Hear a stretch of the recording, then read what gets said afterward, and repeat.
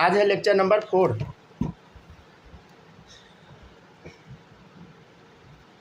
हम लोग पढ़ेंगे modern periodic table.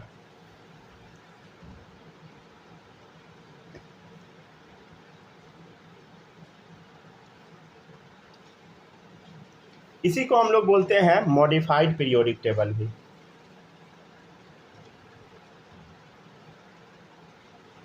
Modified Mendeleev periodic table, ठीक है। मॉडिफाइड मेंडलीव पीरियोडिक टेबल, चलिए समझते हैं हम लोग, ठीक है ना। मॉडर्न पीरियोडिक टेबल या मॉडिफाइड मेंडलीव पीरियोडिक टेबल, चलिए देख लेते हैं एक बार। इसमें सबसे पहले जो टॉपिक आपको पढ़ना है वो है मोसले एक्सपेरिमेंट।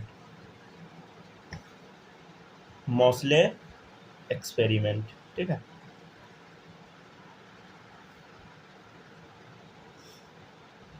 देखिए ये है मेटल, ठीक है ना। ये है मेटल, मान लेते हैं ये मेटल कुछ भी हो सकता है, ये अलग अलग मेटल हो सकता है, समझ गया ना। डिफरेंट मेटल है, मतलब पहले यहाँ कुछ यूज करेंगे फिर बाद में कुछ और यूज कर देंगे, ठीक है। अब मान लीजिए उस मेटल का एटॉमिक नंबर जेड है, ठीक है। जेड मतलब याद है ना, जेड मतलब क्या होता है बताइए, एटॉमिक नंबर, ठीक है।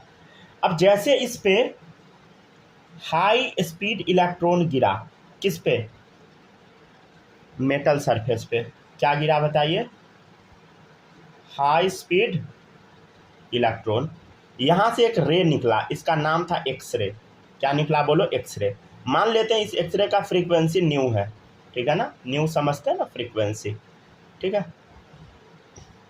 मतलब हाई स्पीड इलेक्ट्रॉन जब मेटल सरफेस पे गिरता है तो क्या निकलता है बोलो, एक्सरे। और एक्सरे का फ्रीक्वेंसी हम मान लिए न्यू है, ठीक है।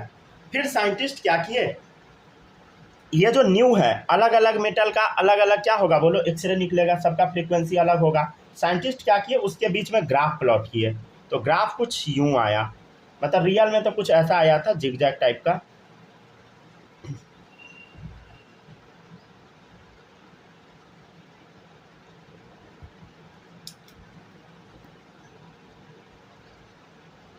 ठीक है ना, ऐसा बुक में फोटो बना रहता है, ठीक है ना। कुछ इस टाइप का ग्राफ आया, रियल ग्राफ, समझ गया ना। ये क्या है बताइए, यहाँ पे साइंटिस्ट लिए थे रूट अंडर न्यू, और यहाँ पे डाले थे साइंटिस्ट एटॉमिक मास। ए से मान लेते हैं रिप्रेजेंट कर दिए इसको, ठीक है। और साइंटिस्ट ग्राफ प्लॉट किए, देखिएगा इधर ये ग्राफ प्लॉट किया गया, ठीक है ना। ग्राफ प्लॉट किया गया, रूट अंडर न्यू है इधर, और यहाँ है एटॉमिक नंबर, ठीक है। और इसको जेड से भी रिप्रेजेंट कर दिया गया। एक्चुअल में जो ग्राफ अगर आप रिप्रेजेंट कीजिएगा तो कुछ ऐसा बन गया, समझ गया ना। एटॉमिक नंबर और न्यू का जब ग्राफ बनाया गया तो कुछ ऐसा ग्राफ साइंटिस्ट को मिला। साइंटिस्ट को इससे ये समझ में आया कि अलग अलग मेटल का जो फ्रीक्वेंसी है ना, वो एटॉमिक नंबर के डायरेक्टली प्रोपोर्शनल है, राइट। एटॉमिक मास में तो थोड़ा ग्राफ टेढ़ा मेढ़ा हो गया, लेकिन जब एटॉमिक नंबर का ग्राफ निकाला गया तो बहुत अच्छा सा स्मूथ सा ग्राफ निकला। तो साइंटिस्ट को यहीं से आइडिया आया कि अलग अलग एटम का जो एटॉमिक नंबर है उसके आधार पे अगर हम ग्राफ प्लॉट करते हैं तो कुछ ऐसा ग्राफ आता है, समझ गया ना। यहीं से साइंटिस्ट को आइडिया आया कि जो मॉडर्न पीरियोडिक टेबल है या मेंडलीव वाला जो पीरियोडिक टेबल में कल बताया थे ढेर सारा कमी था, वो कमी कैसे दूर किया जा सकता है। साइंटिस्ट को ये लगा कि एटॉमिक नंबर को यूनिक बनाते हैं, क्योंकि एटॉमिक नंबर जैसे जैसे चेंज हो रहा है वैसे वैसे क्या हो रहा है, फ्रीक्वेंसी बदलता जा रहा है। तो साइंटिस्ट को यहीं से एटॉमिक नंबर का आइडिया आया था पहली बार, और यही रेवोल्यूशनरी था केमिस्ट्री के फील्ड में, समझ गया ना। ये बहुत बड़ा रेवोल्यूशन लेके आया, समझ गया ना। ऑलमोस्ट हर चीज़ कंप्लीटली बदल सा गया इसके बाद, समझ गया। तो अब जो पीरियोडिक लॉ बताया गया वो पीरियोडिक लॉ क्या था, द फिजिकल एंड, सर वो डिफरेंस मेटल जेड है क्या बोल रहे हैं, अरे वो एटॉमिक नंबर जेड है, समझ गए ना। मतलब जेड से एटॉमिक नंबर को रिप्रेजेंट किया, अलग अलग एटॉमिक नंबर का मतलब अलग अलग एटम का फ्रीक्वेंसी अलग अलग आता गया। जब ग्राफ प्लॉट किए तो कुछ ऐसा ग्राफ आया, तो साइंटिस्ट को यहीं से आइडिया लगा। ठीक है ना, जो बोलना होगा पूछ लीजिएगा, समझ गया ना। माइक ऑन करके भी पूछ सकते हैं, कोई दिक्कत नहीं है। ठीक है, परेशान होने का जरूरत नहीं है लिखने के लिए। चलिए देखिएगा, the physical and chemical properties of elements are periodic function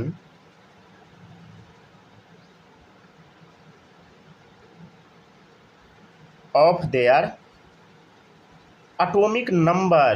ध्यान दो इधर सब लोग, देखिए यहाँ पे ना पीरियोडिक फंक्शन हो गया एटॉमिक नंबर का, समझ गया ना। पीरियोडिक फंक्शन किसका हो गया? एटॉमिक नंबर का। अच्छा, आप लोग इसका मतलब समझते हैं? पीरियोडिक फंक्शन का मतलब ये हम नहीं बताए थे, एक बार लिख देते हैं। बार बार प्रॉपर्टी का रिपीट होना बोलते हैं पीरियोडिक फंक्शन। ठीक है, बार बार प्रॉपर्टी का रिपीट होना। जैसे मेनली पीरियोडिक टेबल जो था वो क्या चीज पर बेस्ड था? बोलो, एटॉमिक मास पे। लेकिन इनका टेबल क्या चीज पर बेस्ड था? बता, एटॉमिक नंबर पे। समझ गया ना, तो ये बात याद रखिएगा। और अभी जो मॉडर्न पीरियोडिक टेबल है इसका ढेर सारा गुण है, समझ गया ना। Characteristics of modern periodic table, देखिएगा इसमें क्या था वो हम समझते हैं। अच्छा, एक चीज सुनिएगा, मॉडर्न पीरियोडिक टेबल पहले बना था जिसमें एटॉमिक नंबर टर्म घुसाया गया, समझ गया ना। उसके बाद long form of periodic table बना था। आप लोग जो पढ़ते हैं वो long form of periodic table है, समझ गया ना। तो ये बात याद रखिएगा। Characteristics of modern periodic table में पहला कैरेक्टर क्या है? 9 ग्रुप था इस पीरियोडिक टेबल में। कितना था? वही मेंडलीव का मॉडिफाइड वर्जन था, 9 ग्रुप था, जिसको बोला गया वर्टिकल कॉलम। ठीक है, सेकेंड है 7 पीरियड था, हॉरिजॉन्टल रोज। ठीक है, तीसरा है 1 to 8 वाला ग्रुप प्लस 0 ग्रुप। 1 to 8 वाला तो था, याद है, मेंडलीव वाला पीरियोडिक टेबल सेम वैसा ही था। और लास्ट में नोबेल गैस को जोड़ दिया गया। एनसीईआरटी फोटो अपना देख लीजिएगा बुक में, हालांकि मॉडर्न पीरियोडिक टेबल नहीं, लॉन्ग फॉर्म आप लोग को पढ़ना है, समझ गया ना। तो 0 ग्रुप में नोबेल गैस को डाल दिया गया या इनर्ट गैस को। ठीक है, मतलब ये कुछ नहीं था, मेनली पीरियोडिक टेबल में थोड़ा सा मॉडिफिकेशन कर दिया गया था। नेक्स्ट है Ramsay added noble gas to periodic table.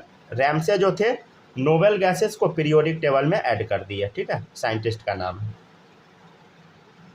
ठीक है, लिखते चलिए।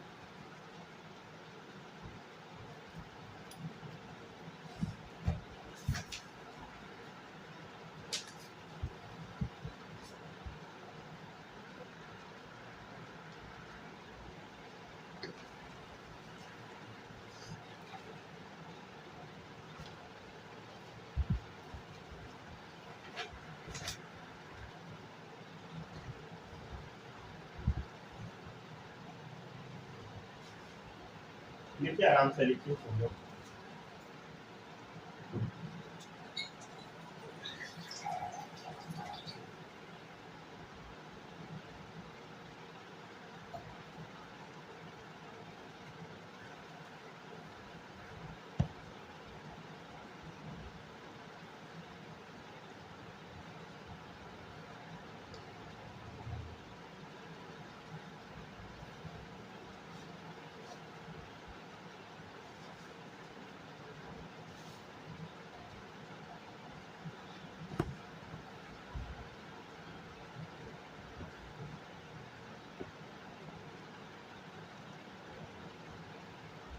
छापिए, छाप लीजिएगा तो बोल दीजिएगा। ठीक है,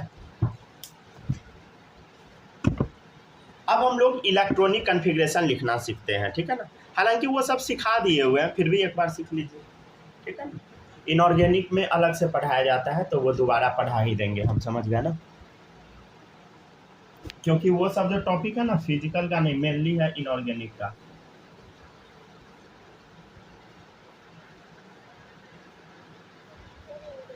हो गया, छाप लिए बालक, जल्दी छाप लिए।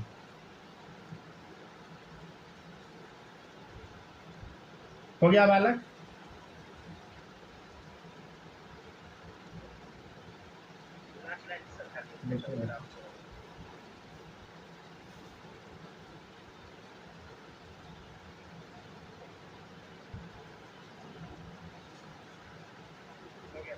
हो गया ना? लिख लिए? स्नेहा कोई डाउट इसमें नहीं ना है, बताइए।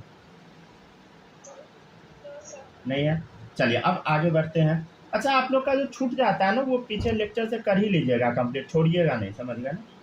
अच्छा, मैसेज जो करते हैं आप लोग वो दिखते नहीं रहता है, पता नहीं। एक सेकंड लिखिए सर, वो डिफरेंस में हाँ वो मिल गया हमको। हाँ वो डॉट वाला में मिलता है, शायद हाइड कर देता है, पहले ऐसा नहीं करता था। तीन डॉट के बगल वाला में देख लिए है हम। चलिए देखिएगा,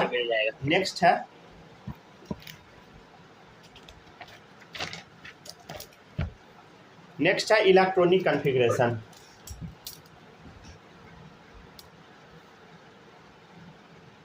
इलेक्ट्रॉनिक कॉन्फ़िगरेशन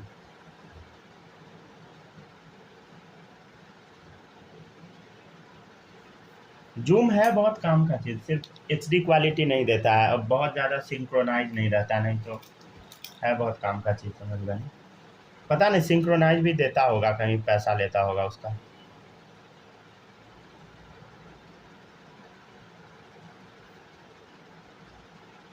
याद है सबको? 1S 2S 2P 3S 3P 3D, ठीक है?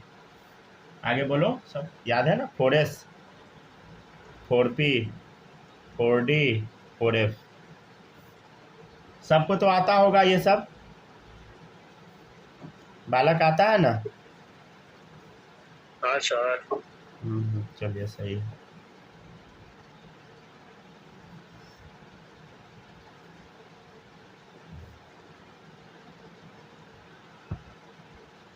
अच्छा, हम यहीं तक क्यों लिखते हैं? क्योंकि इसके बाद ज़रूरत ही नहीं पड़ता लिखने का, समझ गए ना?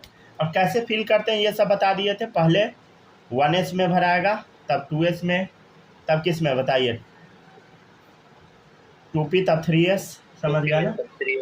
हाँ, तब 3P, समझ गया ना? 4S, ठीक है ना? 3D 4P 4S, ठीक है? 4D 5P 6S।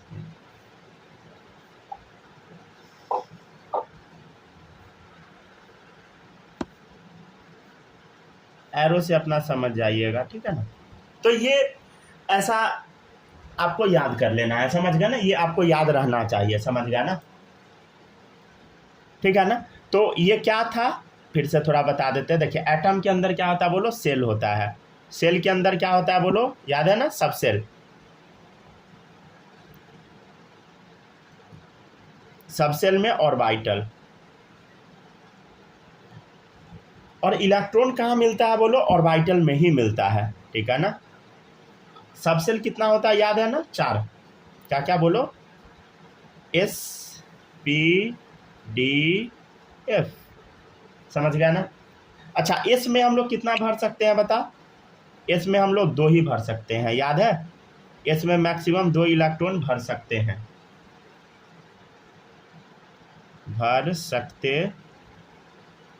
कितना? बस 2, राइट? P में बता?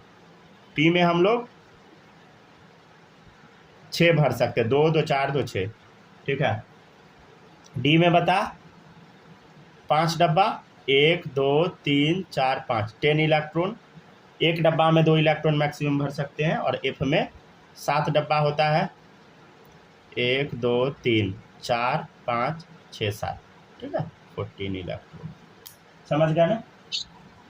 अच्छा, ये याद कैसे करेंगे? याद है सबको? कैसे याद करेंगे? पहले S में भरता है, तब किस में भरता है? देखो, तब SP, पहले S एस में भरा, तब फिर एस में, तब पी में एस पी, फिर किस में एस में, तब पी में एस पी, ठीक है। फिर किस में एस डी पी, समझ गया ना। फिर किस में देखो एस डी पी, फिर किस में बोलो एस एफ डी पी, ठीक है। फिर से एस एफ डी पी, याद है एस एफ डी पी। तो ये आपको रट्टा मार लेना है, पहले इसमें भरिए, फिर इसमें, फिर इसमें, फिर इसमें, फिर इसमें, फिर इसमें, फिर इसमें, ठीक है।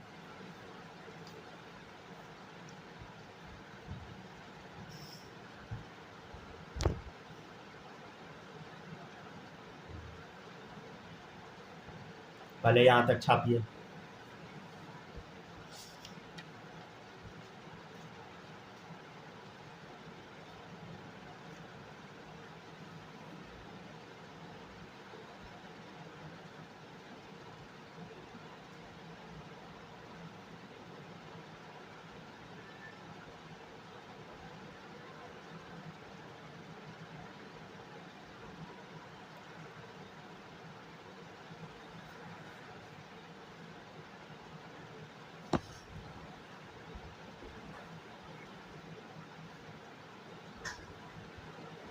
अगर लिखा जाएगा तो बता दीजिएगा, ठीक है।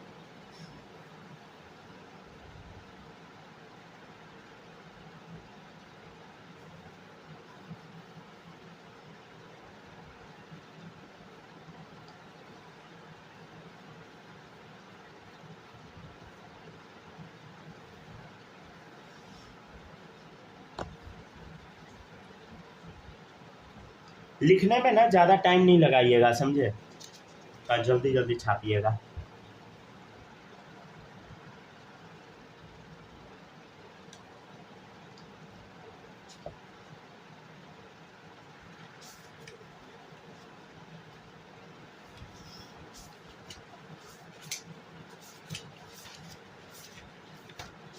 आप लोग को पूरा चीज़ याद रखना है, समझ गया ना। हर चीज़ जो भी पढ़ाया जाएगा सब याद रखना है।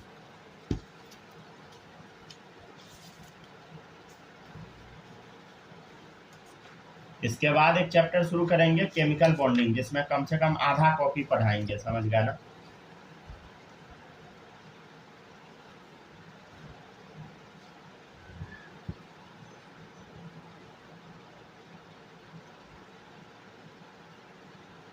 हो जाए बता दीजिएगा। लिख ली माही, क्या नाम है, स्नेहा, आप लिख लिए? लिख लिए? Yes sir. चलिए अब देखिएगा कैसे याद करवाए थे, याद है ना। देखो इधर एस पी, ठीक है, एस पी, ठीक है, S D P, S F D P, ठीक है। फिर क्या था बोलो, एस एफ डी पी, ठीक है। यही तो याद करवाए थे। एस कहाँ से शुरू होता है, 1 2 3 4 5 6 7, ठीक है। अब जैसे पी में मेंशन करना, पी सेकेंड से स्टार्ट होता है, देख 2 3 4 5 6 7, ठीक है। डी कहाँ से स्टार्ट होता है बोलो, 3 से, तो 3 डालते जाइए, 3 4 5 6। एफ कहाँ से स्टार्ट होता है बोलो, 4 से, खोजो। रुक जाइए, किसी और पेन से लिख लेते हैं, 4 5, समझ गया ना, बस खत्म, समझ गया। अब कितना मैक्सिमम इलेक्ट्रॉन डलाता है, इसमें 2 2 6 2 6 2 10, समझ गया ना, 6 2 बोलो 10 6 2, एफ में 14, याद है, डी में 10, पी में 6, एस में 2, एफ में बोलो 14, डी में 10, पी में 6, ठीक है। ये सब आपको याद होगा अभी, मतलब ये सब अब तक तो याद हो ही गया होगा। देखिएगा इधर, जब इसमें आप लेफ्ट टू राइट जाइएगा, मतलब जैसे आप इधर से इधर जाइएगा, ठीक है ना, कैसे लेफ्ट टू राइट जाइएगा, क्या होगा बताइए, एनर्जी बढ़ेगा, एनर्जी इंक्रीज होगा, समझ गया ना, राइट। अच्छा, एल का मतलब याद रखिएगा लेफ्ट, आर मतलब राइट, लेफ्ट से राइट की तरफ हम जा रहे हैं, ठीक है। एक नीट का क्वेश्चन है, नीट 2015 का है। देखिएगा, इंक्रीजिंग ऑर्डर ऑफ एनर्जी बताना है आपको, ठीक है, ठीक है ना, किसका, 3s 3p 3d 4s। तो आप ऊपर से देख के बता सकते हैं, बोलो, देख के बोलो, पहले किसका होगा,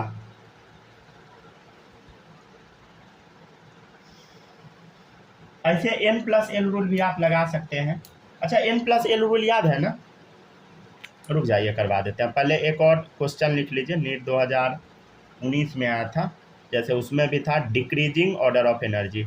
या तो आप ऊपर से देख के बता दीजिए, ठीक है, नहीं तो आप n+l रूल लगा दीजिए, अगर आप नहीं चाहते हैं सब लिखना उतना ज़्यादा। तो जैसे क्वेश्चन है 4d 5p 5f 6p, समझ गया ना। तो n+l रूल याद है, n का मतलब क्या होता है बोलो, cell number, cell number. l क्या होता है बोलो, सबसेल, और सबसेल में s के लिए क्या वैल्यू होता है 0, p के लिए 1, d के लिए 2, f के लिए 3, समझ गया ना,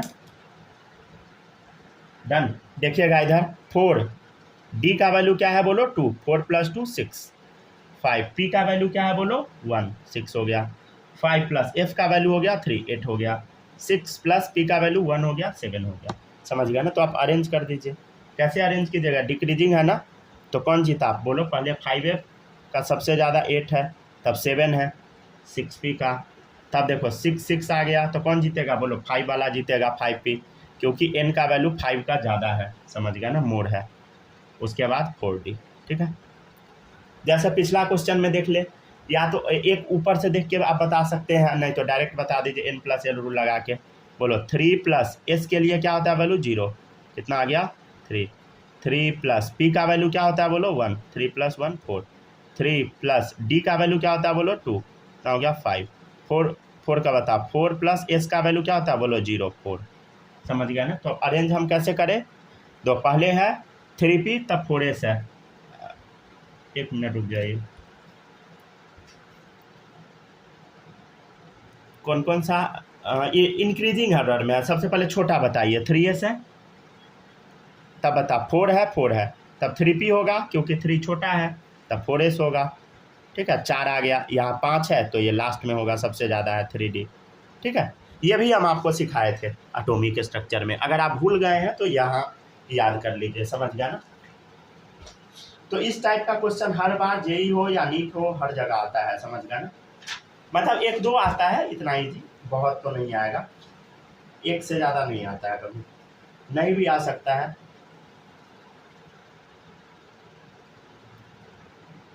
डायरेक्ट नहीं पूछेगा, समझ गया ना, कहीं यूज कर ले अलग चीज़ है, मैथ्स में या मतलब समझ गया ना, कोई ऑप्शन में कहीं पे डाल दे, तो उस टाइप का आता है, डायरेक्ट नहीं पूछेगा इतना ईजी।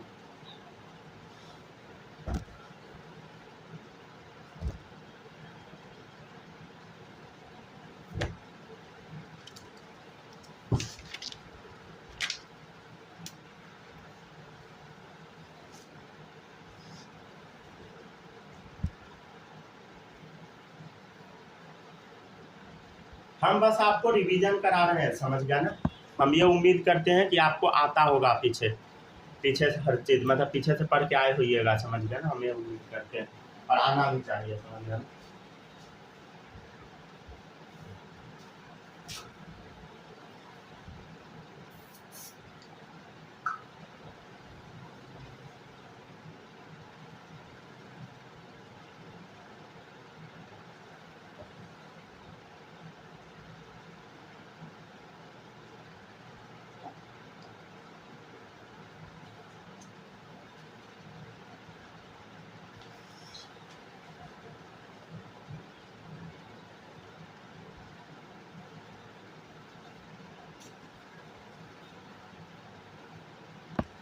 हो गया,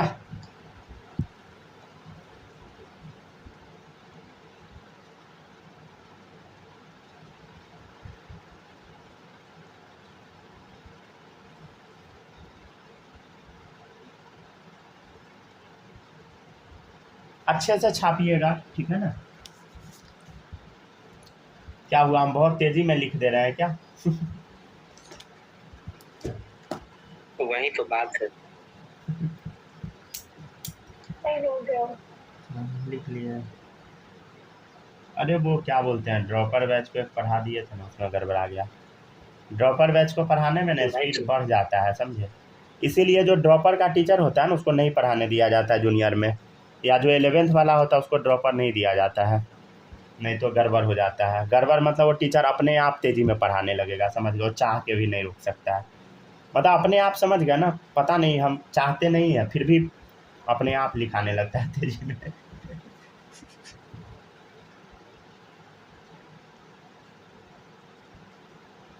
क्योंकि उसमें तो लिमिटेड टाइम में सारा पढ़ाना होता है ना। अब चलो आप इतने तेजी में लिखवाते हैं कि एक बार में लिखना समझना दोनों संभव नहीं है मेरे लिए। अच्छा, नहीं हो पाता ना। एक काम करते हैं, थोड़ा आप स्लो लिखेंगे, ठीक है ना।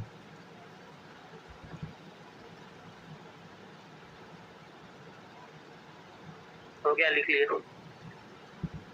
मतलब वहाँ पे तो ऐसा स्टाइल होता है ना कोचिंग में कि टीचर पहले लिख देते हैं जल्दी जल्दी, बच्चा सब समझता है, फिर बच्चा छापता है। क्या इस स्टाइल में लिखिएगा क्या? कि ज़्यादा टाइम लग जाएगा? जो स्टाइल आपको ठीक लगे। उसमें ये दिक्कत होता है ना, उसमें ये दिक्कत होता है, हम आपको समझाते हैं। टीचर पहले बोलते हैं तुम लोग समझो, बच्चा समझना शुरू करता है, बच्चा पूरा अच्छे से समझ भी जाता है। अब जैसे बच्चा लिखना शुरू करता है, टीचर मिटाना शुरू कर देता है। मतलब पूरा एक बोर्ड भरा रहता है, जैसे एक कॉपी हम पूरा भर दिए, अब बोलेंगे कि 2 मिनट में लिख लो। तो ये होता है दिक्कत, समझ गया ना। तो इसलिए हम चाह रहे हैं ऐसा करना, समझ गया ना। अच्छा रुक जाइए, हम धीरे धीरे लिखेंगे, ठीक है ना। मैग्नीशियम 12 इलेक्ट्रॉन होता है, ठीक है। कन्फिग्रेशन बोलो, 1s2 2s2 2p6 3s2, याद है? अच्छा एक बात बताइएगा, ये बता देख इधर, ये क्या है, 2 2 4 6 4 10, मतलब नियॉन, समझ गया ना। नियॉन 3s2, आप ऐसे भी लिख सकते हैं कन्फिग्रेशन, ठीक है। और देखते चलिए, सिलिकॉन का लिख के बताना है आपको, क्लोरीन का, सल्फर का, कैल्शियम का, समझ गया, टाइटेनियम का, ठीक है। इस सब में बताइए। सिलिकॉन में होता है 14 इलेक्ट्रॉन, 14 है एटॉमिक नंबर, क्लोरीन का 17, सल्फर 16, कैल्शियम 20, ठीक है, टाइटेनियम 22, ठीक है। इस सब का एटॉमिक नंबर हम लिख दिए, ठीक है। कन्फिग्रेशन भी लिख लेते हैं। 14 है तो क्या होगा, 1s2 2s2 2p6, ठीक है, 3s2 3p6, समझ गया ना। इसका बोल 1s2 2s2 2p6 3s2 3p5। पता है आप लोग को तो इवन हम लोग लिख लिख के अभी पढ़ाते हैं, कोचिंग में आपको लिख के पढ़ाया जाता है, लेकिन जब आप कॉलेज में जाइएगा ना तो उस टीचर को कुछ नहीं आता होगा, समझ गया ना। चाहे आप किसी भी कॉलेज में चले जाइए, गोबर छाप टीचर सब रहता है, समझे। सही बताते हैं हम आपको, कुछ नहीं आता है, समझ गया ना। एक प्रॉपर बुक रीडिंग तक नहीं कर पाता है, समझ गया ना। बिहार यूनिवर्सिटी का तो यही दशा है, समझ गया ना। ऐसा उम्मीद नहीं लगाइएगा कि मेडिकल कॉलेज का प्रोफेसर बहुत अच्छा होता, नहीं, उसका भी वही दशा है, समझ गया ना। वो बस नाम का डॉक्टर होता है, समझ गया ना, और कुछ नहीं है, उसको आता उता कुछ नहीं है, वो कुछ भी नहीं पढ़ाता है, समझिए। तो बिना पढ़ाए पैसा लेके जाता है, मतलब समझिए मोर देन 95% जो भी प्रोफेसर है, समझ गया ना। मतलब और 10th तक तो दशा ही है स्कूल सबका, मैक्सिमम स्कूल का कंडीशन बहुत ख़राब है 10th तक, समझ गया। तो बस 11 12th में ही आपको सही एजुकेशन मिलेगा, उसके बाद कहीं नहीं मिलेगा, समझे। इंजीनियरिंग कॉलेज का तो अलग ही कंडीशन है, उस पर तो चर्चा भी कीजिएगा तो शर्म आएगा।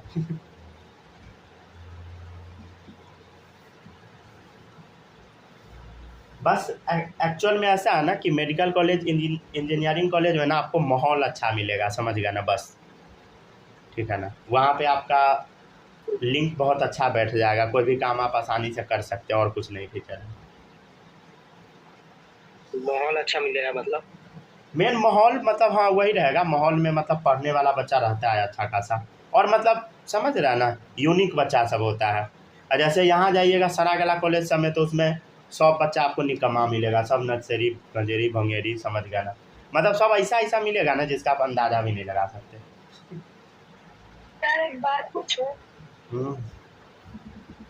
ये जो आप सेकेंड वाला लिखे हैं वो सही है क्या? 3p6 और इधर 3p2? नहीं सही नहीं है, 3p6 होगा। एक मिनट रुक जाइए, नहीं सही लिखे थे, यहाँ पे गड़बड़ लिख दिए थे। अरे रुक जा हाँ यहाँ पे गड़बड़ लिख दिए थे, 3p2 होगा। यहाँ पे तो हम जोड़ के लिख रहे थे ना। चले देखिएगा, नियॉन इसका देखिए, नियॉन हो गया, बोलो 3s2 3p5, ठीक है। और देखते चलिए 16 है, 16 का क्या होगा बता, 1s2 2s2 2p6, ठीक है, 3s2 3p4, राइट। 20 देखिएगा, 1s2 2s2 2p6, याद है ना सब लोग को ये सब, 3s2 3p6 4s2। हम आप लोग को बोले थे 30 तक याद कर लेने के लिए, याद हुआ, 1s2 2s2 2p6 3s2 3p6 4s2 3d2, ठीक है। देखिएगा अब इधर ये क्या है बता, नियॉन 3s2 3p4, इधर देखो यहाँ तक बस नियॉन, नहीं तो रुक जाइए, यहाँ तक तो पहुँच ही जाएगा ना, 12 6 18 हो गया, आर्गन हो गया, ठीक है ना, आर्गन 4s2। और देखिएगा इधर 1s2 2s2 2p6 3s2 3p6, ठीक है, यहाँ तक आर्गन होगा, ठीक है, 4s2 3d2 लिखते चलिए, ठीक है।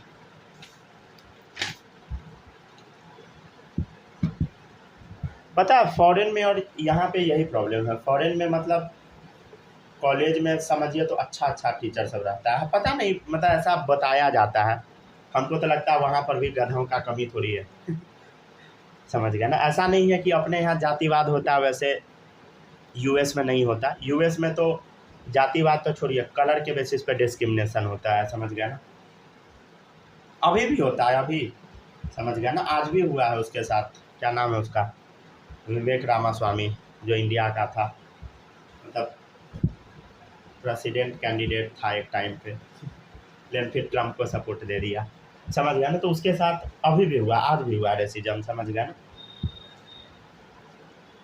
तो हमको नहीं लगता है कि वहाँ का बहुत सही होगा। ओबामा नीचे कर लिया था क्या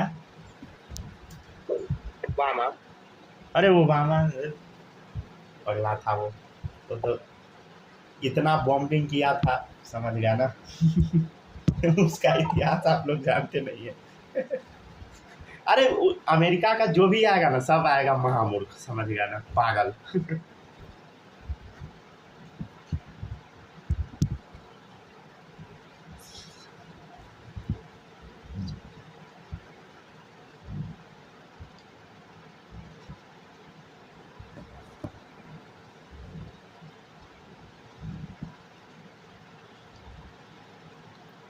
आइए सब लोग जल्दी जल्दी,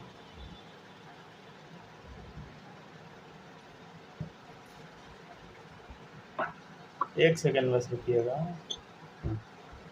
छापते जाइए, समझ गया ना। अच्छा क्या बता रहे थे बराक ओबामा के बारे में? अरे वो भी वैसा ही था भाई, वो भी इतना बॉम्बिंग किया था जो अभी आपको पता नहीं है, कम से कम वो 50,000 लोग मरवाया होगा बॉम्बिंग करके, उससे भी ज़्यादा। काला तो वो भी था, तो उसको कैसे चूज कर लिया सर? चूज थोड़ी, मतलब वो भी डिस्क्रिमिनेशन फेस किया, फिर भी हो गया, समझ गया ना। हाँ सर, मतलब अरे समझिए वहाँ का भी सब वही है, समझ गया ना। देखिए एक्चुअल में ना जो भी अमीर आदमी होता है ना, जब वो नीचे गिरता है ना तो उसको बड़ा हेवी झटका लगता है, समझे। तो अमेरिका अमीर कंट्री है और चाइना और इंडिया ग्रो कर रहा है, उससे देखा नहीं जा रहा है, समझ गया ना समझ गया। अमेरिका चाहता है कि एक बार हो जाए दो हाथ दोनों में, इंडिया चाइना में, और दोनों बर्बाद हो जाए खुद से, समझ गए। लेकिन ऐसा होता नहीं है। दोनों मिल के पीट नहीं सकता है इसको, अमेरिका को। वाह, ऐसा थोड़ी होता है। दोनों मिल के अमेरिका को हम पीट तो देगा, कहते दोनों मिल के अमेरिका को पीट देगा, फिर चाइना इंडिया को धके कूट देगा, तब क्या कीजिएगा? तब तो आपके यहाँ से अमेरिका भी गया, वो भी गया। इतना सर आसान हम थोड़ी तो होता कहते हैं जो चाइना से हाथ मिला ले इंडिया, ये अपना सामान उसको बेचे, नहीं, वो अपना नहीं हो सामान इसको बेचे। नहीं हो सकता है। खाली अरे चाइना, वायरस नहीं खोलो। देखिए चाइना पे आप भरोसा 0% कर सकते हैं, मतलब वो नहीं भरोसा करने लायक है, समझ गए ना। एक्चुअली कोई दोस्त दुश्मन नहीं होता, लेकिन कोरोना का केस फिर से बढ़ रहा है। फिर से लॉकडाउन लगेगा। लॉकडाउन नहीं लगेगा, आप समझ अभी गए, डोंट वरी। चलिए अब लिखिए तो सब लोग। 1092 केस मिल गया है कोरोना का। पता नहीं, मतलब बढ़ तो रहा है, हम सुने थे, लेकिन एग्जैक्ट क्या है हम नहीं बता पाएंगे, ठीक है ना। देखिएगा, मैंगनीज का एटॉमिक नंबर 25 है, निकल का 28 है। अब बताइए इसका आप कन्फिग्रेशन बोलो, याद है ना सब लोग को? बोलो एक बार फिर से बताते, देखिएगा 1s2 2s2 2p6 बोलते जाओ सब लोग, 3s2 3p6 4s2 3d कितना 3d कितने 5 3d 6। अरे बस देखिए यहाँ 4s2 तक रट के रखिए, जैसे यहाँ 8 है ना तो यहाँ बस 8 चिपका दीजिए, समझ गए। जैसे देखिए 1s2 2s2 2p6 3s2 3p6, ठीक है। खाली एक्सेप्शन के से याद रखिएगा, 2 है ना, अभी 2 ही याद करवाए हो क्या, समझ गए। अगर इस टर्म में लिखना चाहिएगा तो यहाँ तक क्या होगा बता, आर्गन होगा, समझ गए ना। तो argon 4s2 3d5। Exception sir Google में है ना, एक्सेप्शन है 24 में 29 में। हाँ वही अभी बताएंगे। 4s2 3d8 है, बहुत जगह पे है, लेकिन अभी हम आपको वही बताएंगे, बस उतना, ठीक है ना। Yes. अच्छा एक चीज़ सुनिएगा सब लोग, रुक जाइए, 2-3 चीज़ ना आपको याद करवा देते हैं। एटॉमिक नंबर ना नोबेल गैस का याद कर लीजिए। हीलियम का होता है 2, हीलियम, नियन, ठीक है, आर्गन, क्रिप्टन, ठीक है, जेनन, रेडन, ठीक है। तो यहाँ तक का ना आपको बस रट्टा मार लेना है, ठीक है। अब याद कैसे कीजिएगा, सबका ट्रिक होता है, हम बताएंगे, ठीक है ना। लेकिन ये बस याद कर लीजिए, 2 10 18 36 54 86, ठीक है, इतना बस रट जाइएगा, समझ गए ना।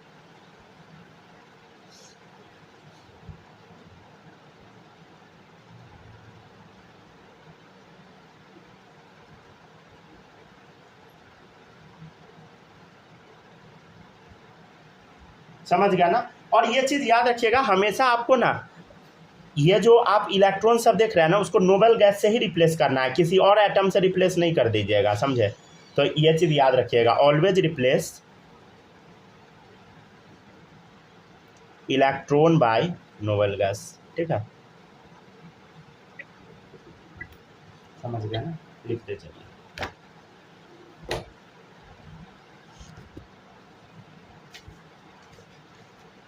देखिए इंडिया को ना किसी पे ट्रस्ट नहीं करना चाहिए, समझ गए ना। इंडिया का नहीं, कोई भी देश किसी पर भरोसा नहीं करता है, समझ गए ना।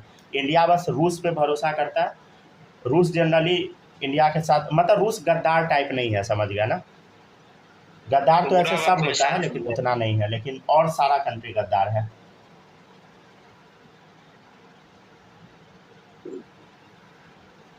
रूस बुरा वक्त में साथ दिया था ना सर।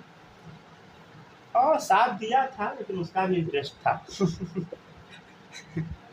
समझ गया ना। हाँ साथ दिया था, ऑब्वियसली इंडिया को रेस्पेक्ट करना चाहिए। इंडिया के साथ तो इंडिया बर्बाद होता, इससे बढ़िया है जो रूस को थोड़ा फायदा पहुंचा के खुद बच जाए। मतलब इंडिया के साथ कोई भी टेक्नोलॉजी शेयर नहीं करता, रूस कर देता है बहुत सारा चीज़ का। इवन ब्रह्मोस जो आप सुनते हैं कि इंडिया में भाई कुछ नहीं, सारा टेक्नोलॉजी रूस का है। समझ गया ना। मेन एक्चुअली ना इंडिया का पॉपुलेशन बहुत ज़्यादा है, हम लोग के पास इतना पैसा नहीं है कि हम लोग रिसर्च कर सके, समझ गया ना। मेन है कि मान लीजिए आप पैसा चल जाता है। मान लीजिए आप चावल जो बटाता है, चावल गेहूँ 5 किलो राशन, अगर मान लीजिए वो नहीं मिलेगा, वो पैसा रिसर्च में आ जाएगा, तो फिर समझ गया ना, ठेकू बाबा को वोट कौन देगा। बेचारा बिहार में आया, कोई रैली उली में नहीं गया, बहुत कम आदमी गया। लिटरली बताते हैं ना, कोई भी लीडर ना बिहार में बेकार, मतलब वैसे जगह पर रैली बेकार करता है, रोड शो टाइप वाला, नहीं करना चाहिए, समझ गया ना। उसमें कहाँ पे? अरे रोड शो नहीं हुआ था कल पटना में, तो वो सेफ्टी नहीं रहता है उसमें, समझ गया ना। हालांकि सरकार बहुत कोशिश करता है, लेकिन समझ गया ना, कोई भी देश का पीएम को रोड शो नहीं करना चाहिए, नहीं तो घर एकदम कंजस्टेड होता है, समझे। गली में जाइएगा, मान लीजिए कोई ऊपर से शूट कर दिया तब तो हो गया, समझ गया ना। कोई भी लीडर को नहीं निकलना चाहिए, समझ गया ना, गली वाले इलाका में। एक मिर्चइये मार देगा कि धन जाएगा। नहीं, मारना बहुत मुश्किल है, असंभव है मारना, लेकिन फिर भी समझ रहे हैं। अब S400 जोड़े लेके थोड़ी ना घूमता होगा दिल्ली। अरे उससे कुछ नहीं होता है। देखिए एक्चुअल में दूसरे कंट्री पे एग्रेशन करना आसान है, जैसे इंडिया पाकिस्तान को कूट सकता है, लेकिन अपने देश के लोगों को थोड़ी कूट सकता है। अपने यहाँ तो हर दिन मर्डर होता है, समझ गया ना, कहाँ कुछ हो पाता है। अरे YouTube पे जाएगा तो क्रिमिनल सबको आइडिया नहीं मिल जाएगा? क्या क्या आइडिया मिलेगा? उस सबको सब पहले ही से पता होता है। वो सब पहले ही से प्लानिंग करके बैठा रहता है, समझ गया ना। जहाँ तक आप सोच सकते हैं ना, उससे बहुत आगे तक का वो सब सोचता है, ठीक है ना। चलिए छाप लिए क्या सब लोग? हाँ सर, छाप लिए। माही लिख ली? हेलो हेलो, अरे जिंदा हो? जिंदा हो सब लोग? लिख लिए? स्नेहा आप लिख लिए? Yes sir. चलिए अब देखिएगा, थोड़ा एक्सेप्शनल कॉन्फ़िगरेशन बता देते हैं, देखिएगा इधर। जैसे क्रोमियम का ले लीजिए, कितना है बताइए? 24 है, समझ गया ना। क्या होगा कॉन्फ़िगरेशन बताओ? 1s2 2s2 2p6, ठीक है, 3s2 3p6 4s2 बोलो 3d4, ऐसा लिखते थे हम लोग। लेकिन क्या होता था बोलो, इसमें से एक इलेक्ट्रॉन निकल के यहाँ भाग रहा था, समझ गया ना, ठीक है ना। क्या हो जा रहा था बोलो? एक इलेक्ट्रॉन निकल के भाग जा रहा था, समझ गया ना, ठीक है ना। तो याद रखिएगा, ठीक है ना। तो 4s2 में 2 इलेक्ट्रॉन है, 3d4 में 1 2 3 4 इलेक्ट्रॉन है, 1 2 3 4, ठीक है ना। तो समझ गया ना, ऐसा है। तो इसमें से इसको हम लोग क्या किए, यहाँ पहुँचा देते हैं, ठीक है ना। दोनों हाफ फील्ड हो जाएगा, समझ गया ना। अब दोनों हाफ फील्ड हो जाएगा, समझ गया ना। यहाँ से निकल के अगर ये चला जाएगा तो क्या हो जाएगा बताइए? हाफ फील्ड स्टेबल, समझ गया ना, हाफ फील्ड स्टेबल। दोनों हाफ फील्ड हो जाएगा, दोनों स्टेबल। इसमें अभी ये स्टेबल है, ये नहीं, अब दोनों हो गया, तो ज़्यादा सही दोनों वाला है, समझ गया। तो फाइनल कॉन्फ़िगरेशन क्या हो गया बता? 1s2 2s2 2p6 3s2 3p6, ठीक है, 4s1 3d5, समझ गया ना।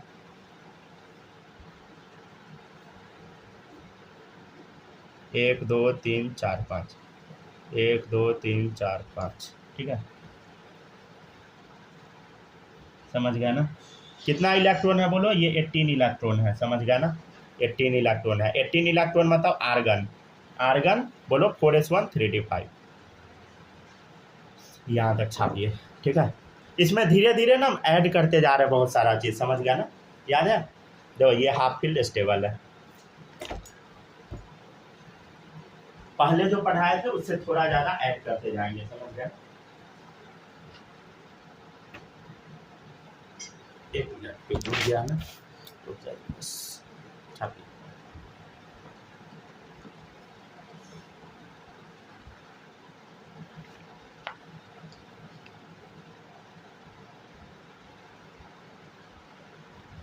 वो उठाइए, रुक जाइए एक मिनट इसको।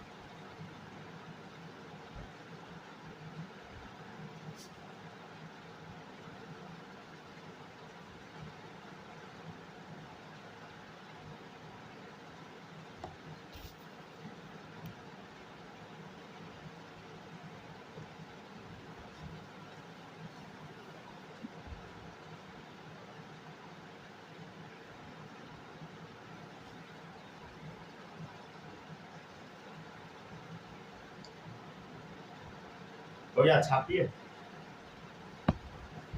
एक मिनट सर, एक मिनट। यस हो गया ना। एक और है कॉपर, याद है? कॉपर भी था एक्सेप्शन वाला 29, ठीक है ना। क्या होता है बोलो? 1:2, 2:2, 2p6, 3:2, 3p6, 4:2, 3d9, ऐसा हम लोग लिखते हैं, समझ गया ना। 4:2 में ये दो फिल, ठीक है, इधर 1 2 3 4 5, तो 1 2 3 4 5 6 7 8 9, ठीक है, 9 हो गया, समझ गया ना। तो अब इसमें करना क्या है बता, एक इलेक्ट्रॉन को यहाँ पहुँचा देना है, समझ गया। तो ये हाफ फील्ड हो गया, फुल फील्ड हो गया, दोनों स्टेबल, पहले एक ही स्टेबल था, समझ गया ना। तो यहाँ क्या हो जाएगा बताओ, ये फुल फील्ड स्टेबल बनाना है, किसको? इस डब्बा को, इस डब्बा को, और ये हो जाएगा हाफ फील्ड स्टेबल, ये वाला।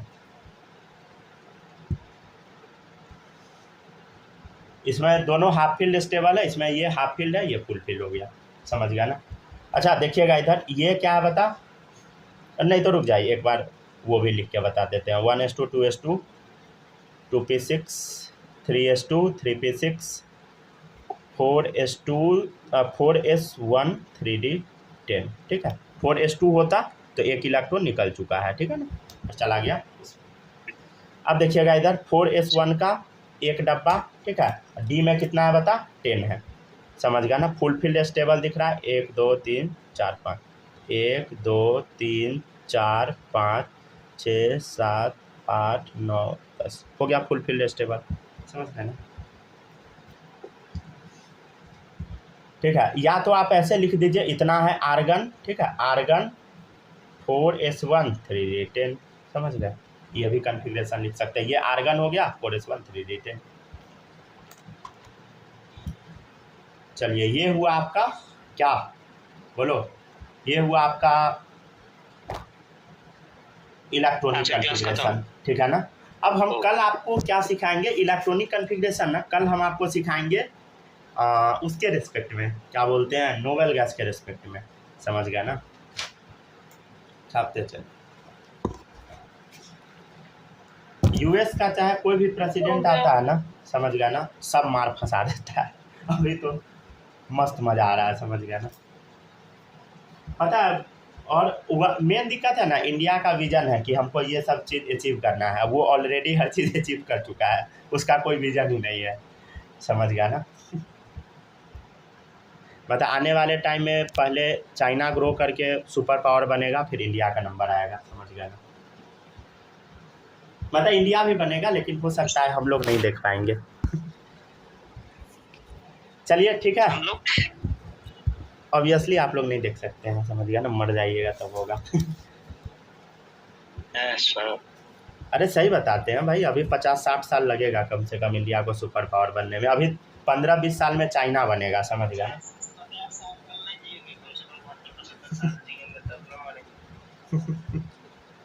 हाँ वो भी है, ठीक है ना। तो बढ़िया से पढ़िएगा, ठीक है ना। लेक्चर कट करते हैं।